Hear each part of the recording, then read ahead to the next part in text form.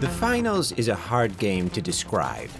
It does a lot of things right, like encouraging teamwork, utilizing destruction physics, and keeping me very humble. But it's tough to explain to a stranger. With the Season 2 update, it's now even more difficult to explain.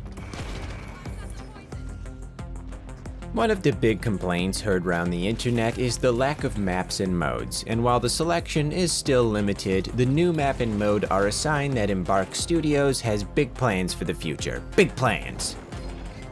That and the new player equipment have brought a lot of new ideas to the table, and I'm sure everyone but your insatiable Uncle Tim will be excited to explore. First up, the goodest things. There have been some interesting temporary game modes here and there over the past few months, but none really floated my barge. Season 2's new mode, Power Shift, is exactly what you'd expect from the Finals. A moving King of the Hill game mode where a floating platform powered by the love of loose change barrels straight through countless residential buildings. This mode has only 2 teams but with 5 players each, a big detour from the typical Three Stooges mentality. It's an absolute death festival built on a sniper's paradise, but hey, you get to ride on a giant hoverboard through a stranger's living room, so that's pretty neat. I had been waiting for a long time to use my maxed out in-game currency to get new equipment, and all those gems burning a hole in my wallet have finally found an outlet. All 3 of the classes have new weapons and abilities to try out for a few minutes, realize there's a tiny learning curve, and go back to your original setup. It's awesome. Light has a new burst fire machine pistol, Medium has a burst fire FAMAS, and Heavy has a shotgun with all the spread of a pea shooter. There are new gadgets for every class, and Medium even got a new specialization because apparently they're the teacher's pet. But most of the new additions are not only useful for you and your team, but they can also be advantageous for your enemies. They're often not as earth-shattering as the trailer made them seem, but there are some pretty nifty tools that can easily turn the tides when used by someone other than me.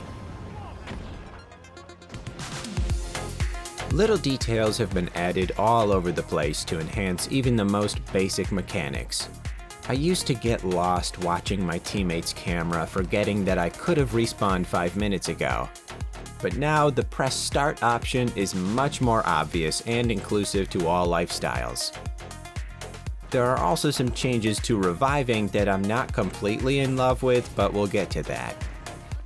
A new addition to the elimination screen is the opportunity to look your rival in the eyeballs. It's a good way to know exactly who was responsible for your death, but when you start seeing the same profile picture over and over, it's a little more debilitating than usual.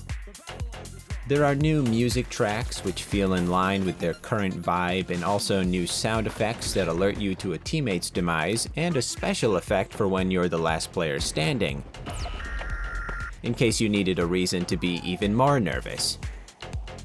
Now on to the not-so-fantastic things.